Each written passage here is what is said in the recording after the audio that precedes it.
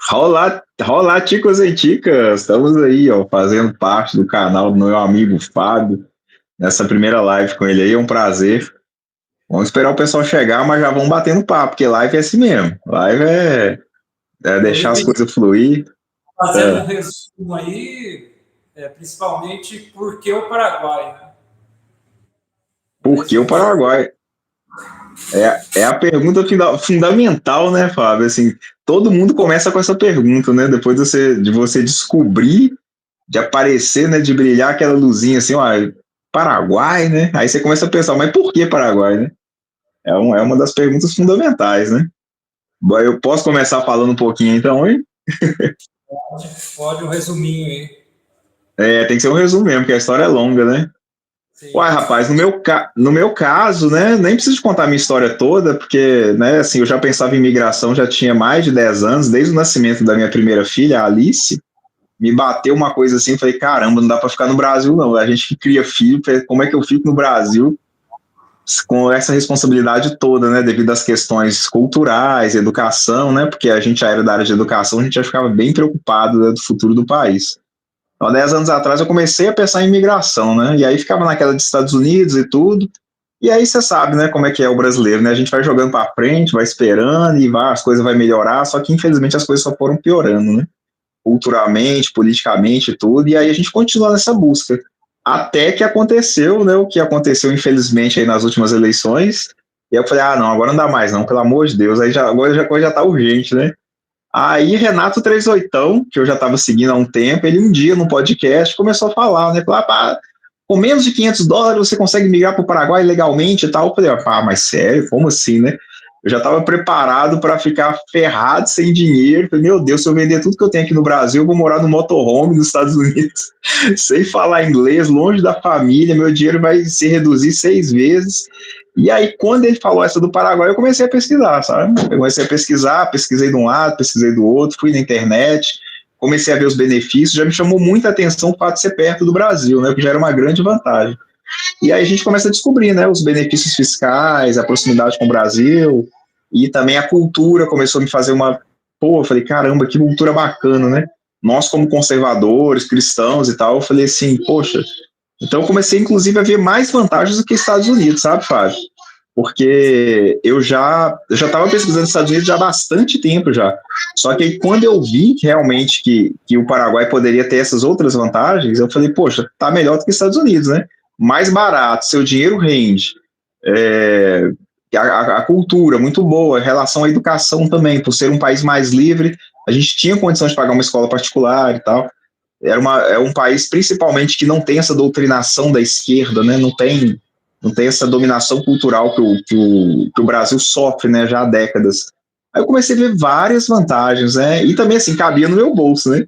Que é uma coisa que faz muita diferença, né? Eu falei assim, poxa, o Paraguai Tem esse problema da moeda, né? A diferença é de é. praticamente 1 para 6, né? Muita diferença. Pois é muita diferença. Então, assim, a gente às vezes até sonhava com os Estados Unidos, mas o dinheiro não dava, né? Ou se desse, seria para passar bastante aperto. Então, assim, o porquê do Paraguai foram essas várias questões que foram surgindo, vários benefícios que eu fui vendo, e é claro que eu também fui vendo as desvantagens, né? Eu nunca fui de me iludir com nada, assim, qualquer decisão na minha vida, eu faço questão de colocar na balança os pontos positivos e negativos. Mas, assim, tinha muito mais pontos positivos, né? E vendo a questão de perspectiva de futuro, principalmente, eu falei, não, vale a pena. Aí a gente começou essa jornada, né?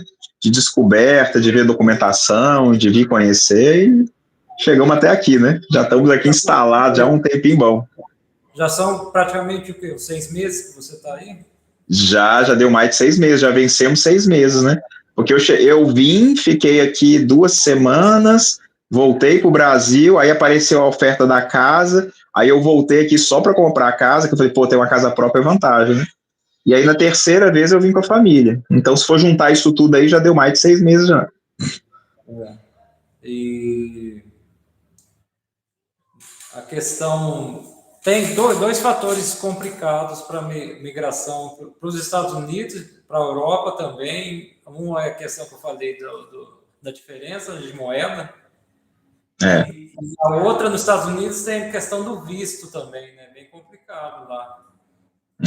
Realmente, eu andava pesquisando muito sobre visto, e o caminho mais simples, infelizmente, acaba sendo a ilegalidade, porque por mais que você se esforce para ficar legal, é complicado, né? Então, assim, o caminho mais simples do visto americano é você conseguir o visto de turista, que já é muito difícil, né? O Brasil passa por vários filtros, e aí se você conseguir o de turista, geralmente o pessoal acaba ficando, e quem tem um pouquinho mais de grana renova esse visto de turista, tenta depois migrar para um EB1, que é o melhor visto que eu acho que tem para você conseguir uma residência lá. O EB1 é tipo um visto de trabalho, né? O pessoal às vezes vai trabalhar no McDonald's, na Amazon, aí você vai ter um contrato de trabalho, assim, de um ano e meio, mais ou menos, e após esse contrato você já ganha o green card. Então, assim, é o caminho mais fácil, entre aspas, né? Mas muitas pessoas aí têm que passar por visto de estudante, que é 2 anos. Então, assim, é complicado. E principalmente no momento que você transformou os seus reais em dólar, aí realmente dá aquele baque, né? E também a questão de ter que trabalhar muito, né? Tipo assim, para mim, por exemplo, eu tô com mais. Não que eu não trabalhe muito aqui, eu trabalho muito aqui, mas lá praticamente só resta o trabalho braçal, né?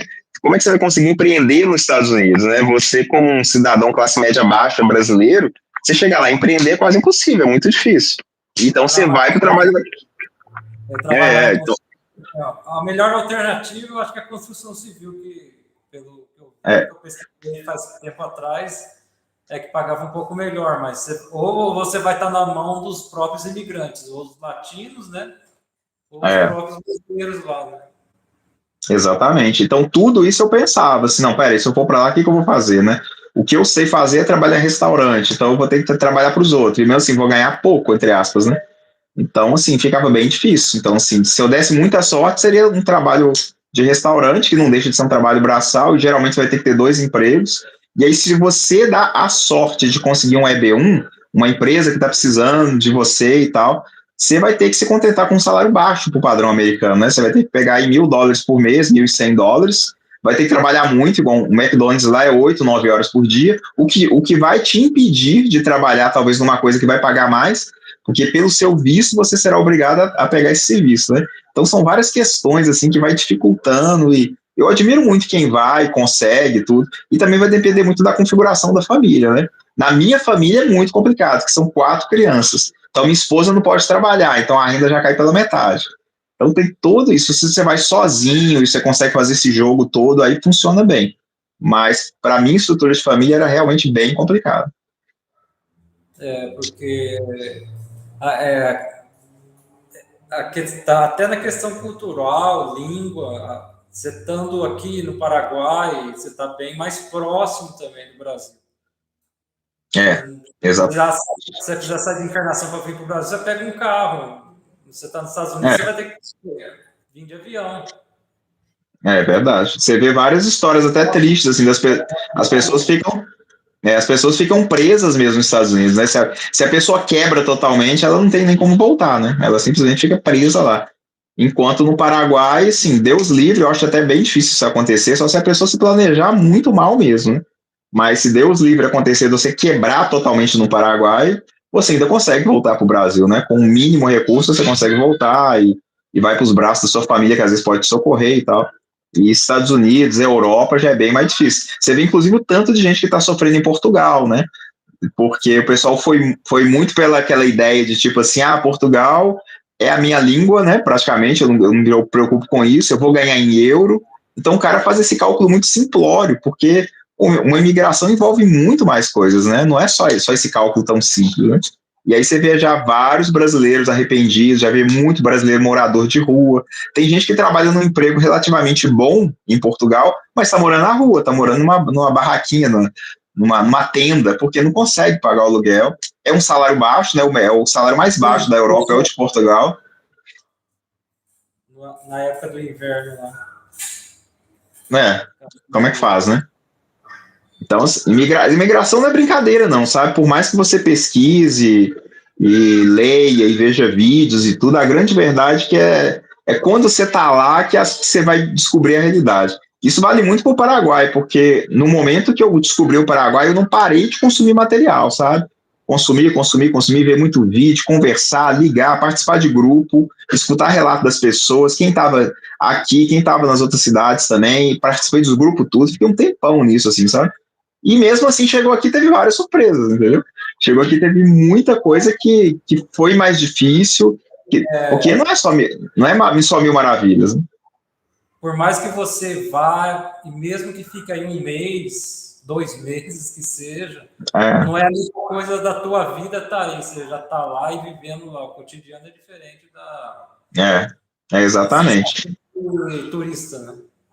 Exatamente. E eu, assim, pelo desgosto que eu já tava com o Brasil, que eu tava realmente desgostado, assim, sabe? Assim, eu já tava, assim, não aguentando mais, assim, ver tanta coisa. Porque como se fosse uma Matrix, assim, né? Você tomou uma pílula vermelha, você começa a ver tudo, e tudo se encaixa, e aí você começa a ver tanta sacanagem, tanta coisa errada, tanta maldade, e você começa a sentir tão onipotente, você fala assim, poxa, né, cara, quem tá lá no poder é um bandido, e o meu valor é menor do que esse bandido, então qual moral que eu tenho para falar do meu filho assim, olha, o crime não compensa, não seja um bandido, se um bandido pode prender o pai dele, tá ligado? Então, assim, eu começava a fazer esse raciocínio, eu falei assim, meu Deus, sabe, aquela vontade louca de sair, já não estava aguentando mais, e mesmo assim, depois de estar aqui, me bateu vontade de voltar, não vou mentir para você, sabe? Chegou um certo ponto, assim, que a cultura, certos nuances, assim, que eu não tinha pensado na vivência mesmo, no dia a dia, que eu falei assim, meu Deus, eu não vou acostumar com isso aqui nunca, mano. Sabe? Não vou acostumar. Mas aí você tem que colocar o seu racional para trabalhar, porque você não pode se guiar por sentimento, você não pode se guiar pelo sentimento do dia, principalmente, né? Então, peraí, cara, eu vim aqui para quê, né? Perspectiva de futuro, tá? E como é que tá lá? E se eu ficasse lá, o que seria, né? Aí você vai indo, você vai se obrigando a acostumar com essas coisas que você meio que não gosta, e vai vendo o lado bom também, você vai balanceando as coisas, e pelo menos no meu caso, assim, depois de um tempo, esse balanço, assim, de o que é bom, o que não é e tal, eu falei, pô, mas tem muito mais vantagem. Aí você vai se acostumando, você vai se adaptando, você vai, né, se integrando na comunidade também. Eu acho que é um exercício de humildade, principalmente, sabe? Você tem que ser humilde, você não está na sua casa. Então, se você não está na sua casa, você tem que né, se adequar às regras dos donos da casa. É basicamente isso. Eu tive 3 anos, morei 3 anos na Colômbia, e a minha esposa sempre me perguntou se eu tinha vontade de voltar para o Brasil. Essa sensação eu nunca tive. Até que foi ela que acabou me convencendo a voltar. Eu gosto muito do Brasil, mas eu sei que é um país que sem futuro. Infelizmente, né? Tanto que a primeira coisa assim que eu quero é que meu filho aprenda um inglês e se vire pelo mundo. Porque realmente o brasileiro está complicado. Tá complicado. Vem piorando a cada ano. Cada ano que passa está pior. Assim, desculpa te interromper. Tranquilo. A gente, assim, pelo menos o que aconteceu comigo, eu já notei o ciclo lá em 2016 que eu fui para a Colômbia.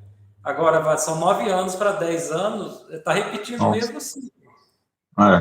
Vejo que isso vai ser sempre esse ciclo. Aí pode ser que apareça alguém que entre, dá uma corrigida na parte econômica, mas toda a parte cultural já está enraizada.